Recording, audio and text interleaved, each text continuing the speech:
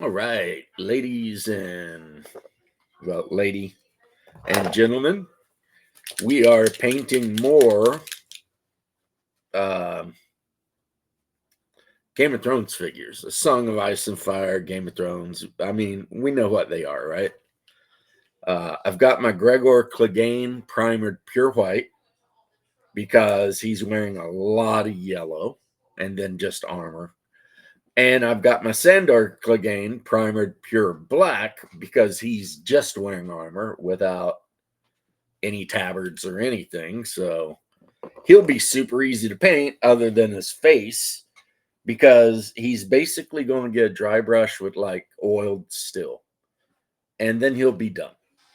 But while I'm sitting here thinking about life, I'm going to grab my little brush and I'm going to grab my Cersei Lannister, trying to look all sexy here, and I'm going to grab some Army Painter, bright red, and I'm just going to put a nice layer of this Army Painter bright red on the material of her dress.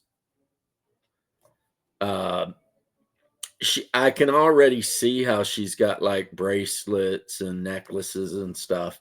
So of course all of that'll be gold, but we can at least get the materials done. Cersei is a really decent non-combat unit for a Lannister army. So, and speaking of the Clegane brothers that I'm working on, right? And I've got 2 units of Clegane Raiders. Um, Here's the thing: this game is kind of interesting in that one of the things I really, really love about Saga is you can make a kingdom, and based on the decisions you make about your kingdom, that will determine units you take in your army. So no two armies ever need be, alike, and that's good because I like there to be a lot of variety in war games. You know, when it's the same couple of armies every time, I mean, you know, that gets boring.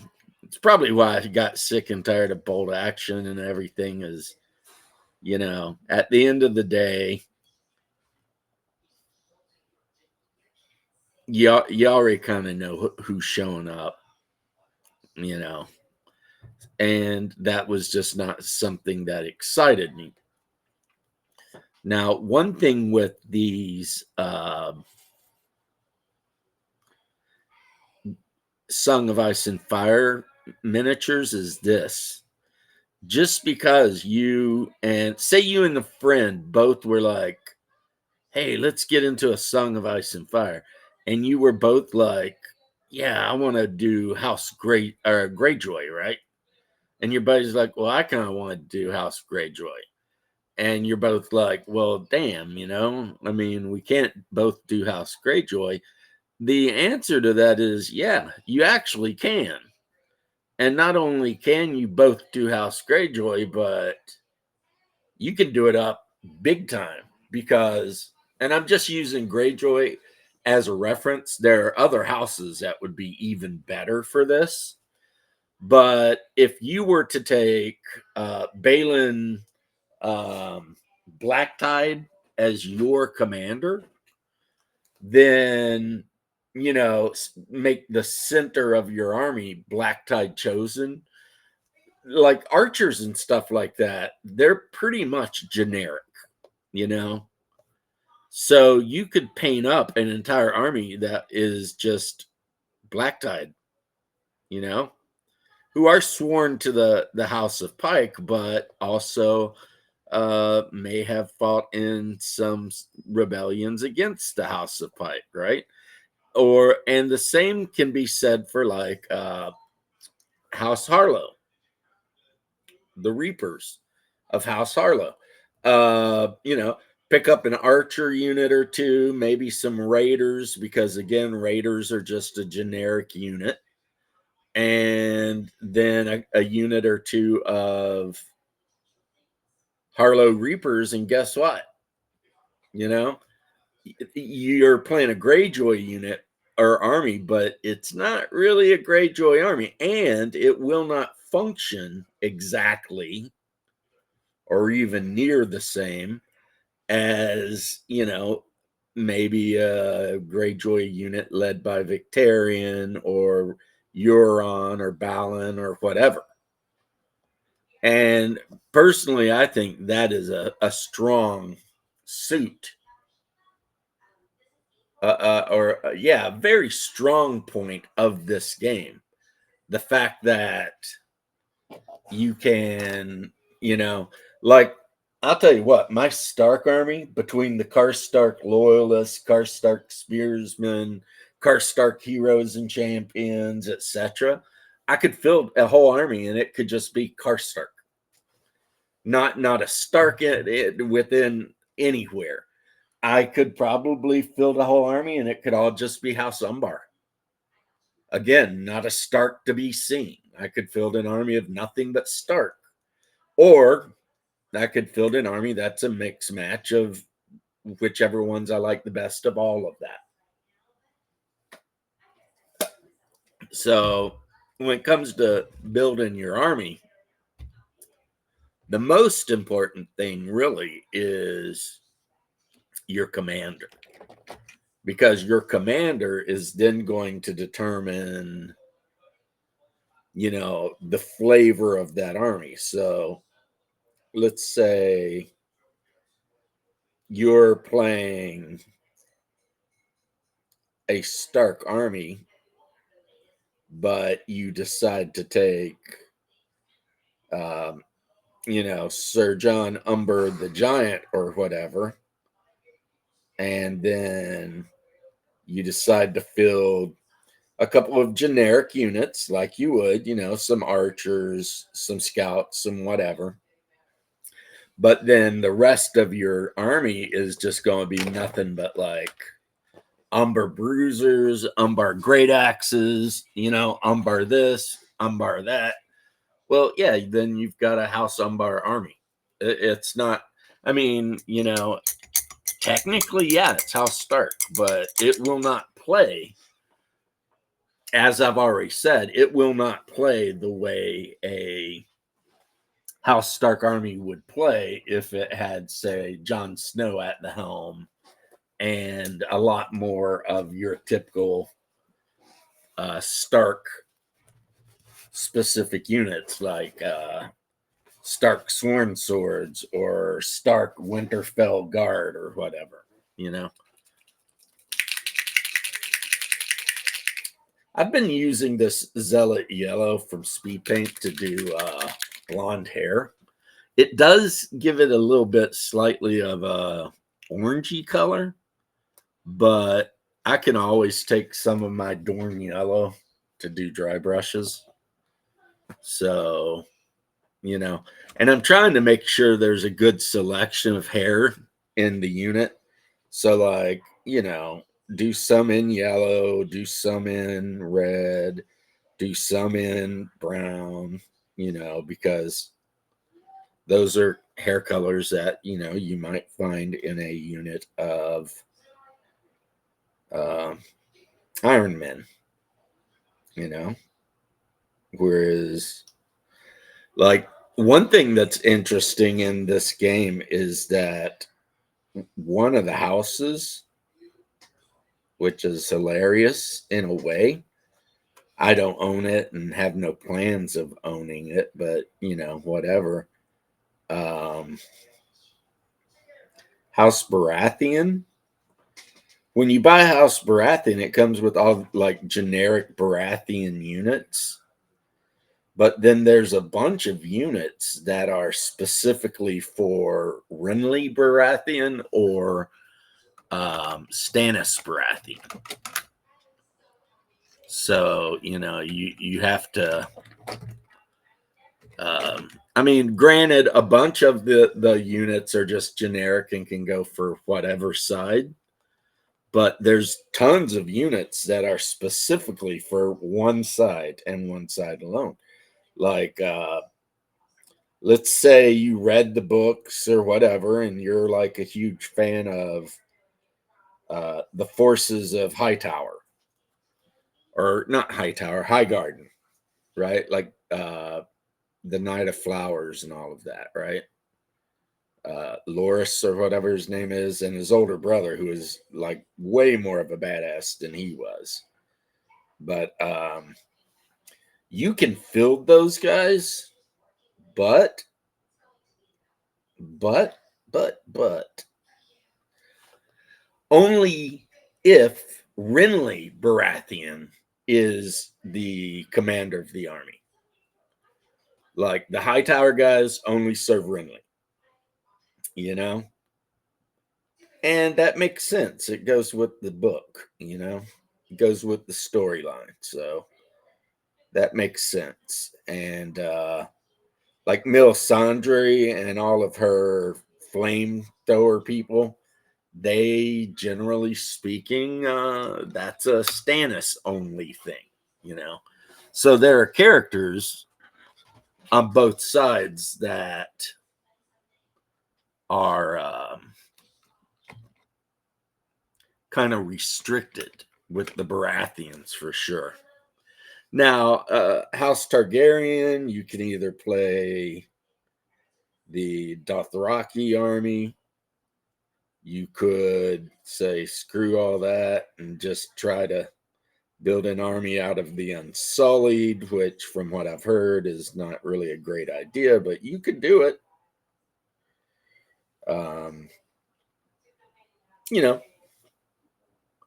that's an interesting thing. I mean, you can have Daenerys Targaryen be your commander and bring her dragons to the table, which I mean, I would think would be a real problem for, you know, whichever army's got to face that, you know. Like you're playing your standard, you know, whatever army, and somebody drops 3 dragons on the table. That'd be pretty rough, right? But while I'm painting these and just giving you a little chat, it is, to me, a very strong selling point is the fact that my Greyjoy army don't always have to be the same. I can go with Victarion, who is my favorite, but I can easily go with Balin Blacktide and do a Blacktide army. I could go with Euron and do a Euron army, which Euron. Let's say it like that. Sounds very Euron.